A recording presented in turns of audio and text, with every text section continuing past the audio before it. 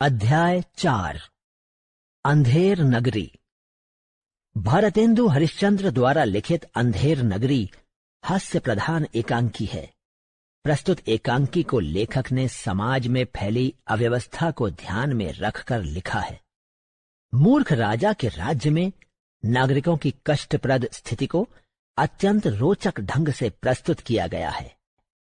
पात्र: महंत गुरु, नारायण चेला, गोवर्धन दास चेला, कुंजड़िन हलवाई, राजा फरियादी, कल्लूबनिया, कारीगर, चूने वाला, भिश्ती, कसाई, गड़रिया, कोतवाल, 2 सिपाही। पहला दृश्य: शहर के बाहर एक सड़क। महंत जी और 2 चेले बातें कर रहे हैं।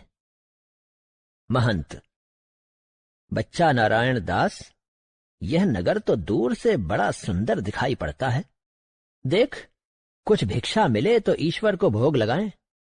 नारायण दास: गुरुजी महाराज, नगर तो बहुत सुंदर है, पर भिक्षा भी सुंदर मिले तो आनंद आ जाए। महंत: बच्चा गोवर्धन दास, तुम पश्चिम की ओर जाओ, और नारायण दास, तुम पूर्व की ओर जाओ। जो भी भिक्षा मिले उसे लेकर तुरंत लौटना। गोवर्धन कुंजड़िन से: सब्जी क्या भाव है? कुंजड़िन: बाबा जी, सब सब्जी टके सेर। गोवर्धन: सब सब्जी टके सेर? वाह वाह, बड़ा आनंद है। यहां सभी सब्जी टके सेर है। आगे जाता है। गोवर्धन हलवाई से: मिठाई क्या भाव है? हलवाई: सब टके सेर। गोवर्धन: सब मिठाई टके सेर? लड्डू, पेड़ा, जलेबी? हलवाई: हाँ हाँ, सब टके सेर है। आपको क्या लेना है बाबा जी? गोवर्धन: बच्चा, इस नगरी का नाम क्या है? हलवाई: बाबा, इस नगरी का नाम अंधेर नगरी है। गोवर्धन: राजा का क्या नाम है? हलवाई: चौपट राजा। गोवर्धन: वाह वाह, अंधेर नगरी, चौपट राजा, टके सेर भाजी, टके सेर खाजा। हलवाई: तो बाबा जी, कुछ तो ले लो। गोवर्धन: भिक्षा मांगकर 7 पैसे लाया हूं, 3.5 सेर मिठाई दे दो। दूसरा दृश्य: महंत जी और नारायण दास एक ओर से आते हैं और दूसरी ओर से गोवर्धन दास आता है। महंत: बच्चा गोवर्धन दास, क्या भिक्षा लाए? गठरी तो भारी मालूम पड़ती है। गोवर्धन: गुरुजी महाराज, 7 पैसे भिक्षा में मिले थे, 3.5 सेर मिठाई ले ली है।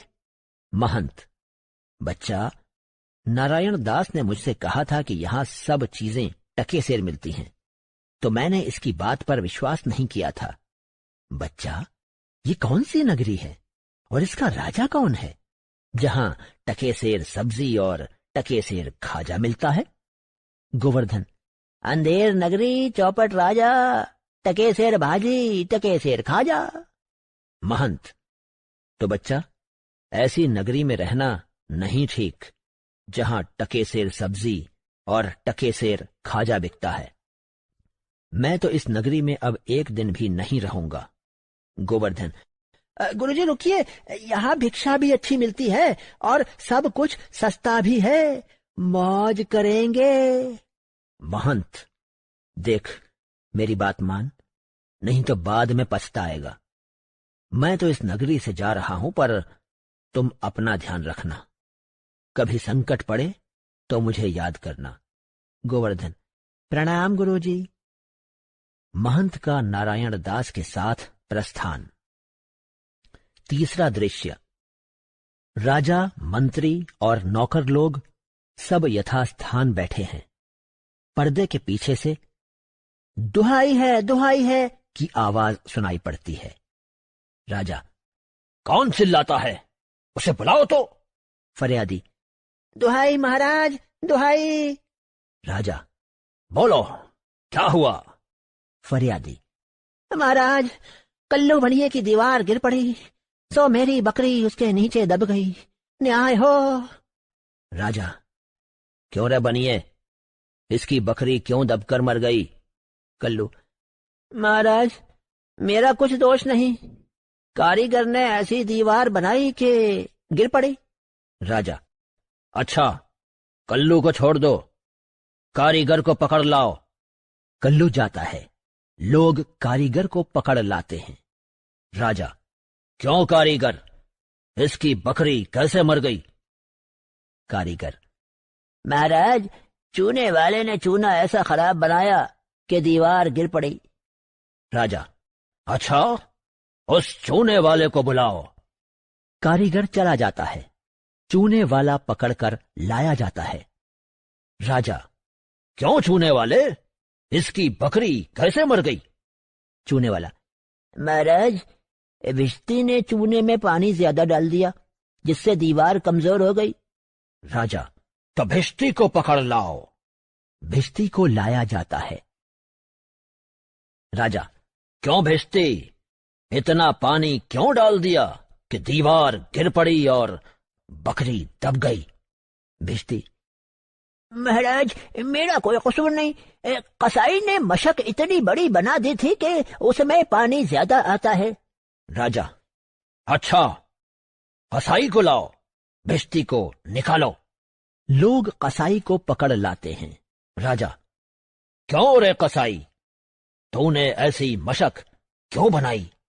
कसाई, महाराज, गडरिये ने टके की ऐसी बड़ी भेड़ मेरे हाथ बेची कि मशक बड़ी बन गई। लोग गडरिये को पकड़ लाते हैं। राजा, क्यों रे गडरिये, ऐसी बड़ी भेड़ क्यों बेची? गडरिया, महाराज, ऊपर से कोतवाल की सवारी आई, इसलिए मैंने छोटी बड़ी भेड़ का ख्याल नहीं किया, इसमें मेरा कुछ कसूर नहीं। राजा, इसको निकालो, कोतवाल को बुलाओ।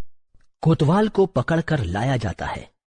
राजा, क्यों रे कोतवाल, तूने सवारी इतनी धूम से क्यों निकाली कि गडरिये ने घबराकर बड़ी भेड़ बेच दी?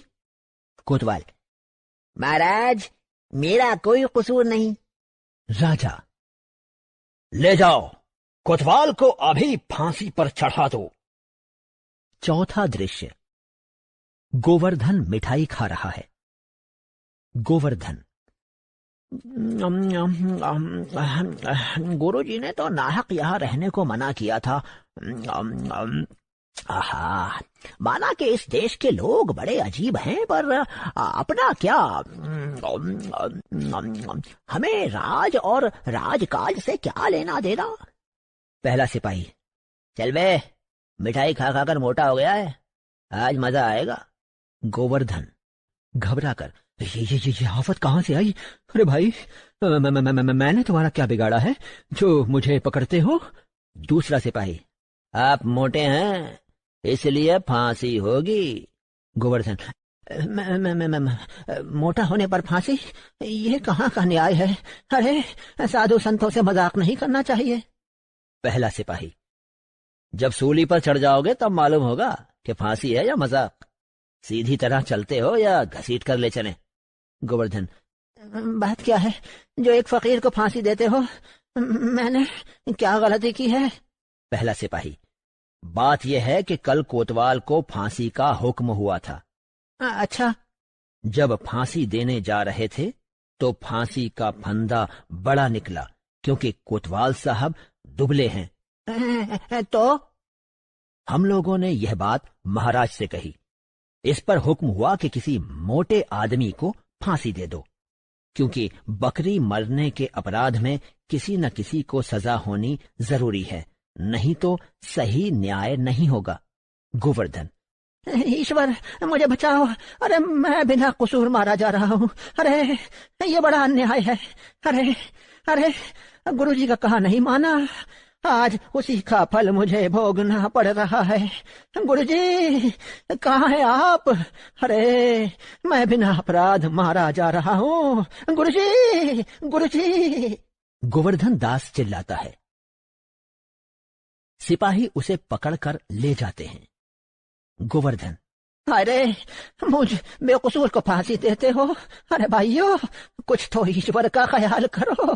अरे मुझे छोड़ दो। हाय हाय।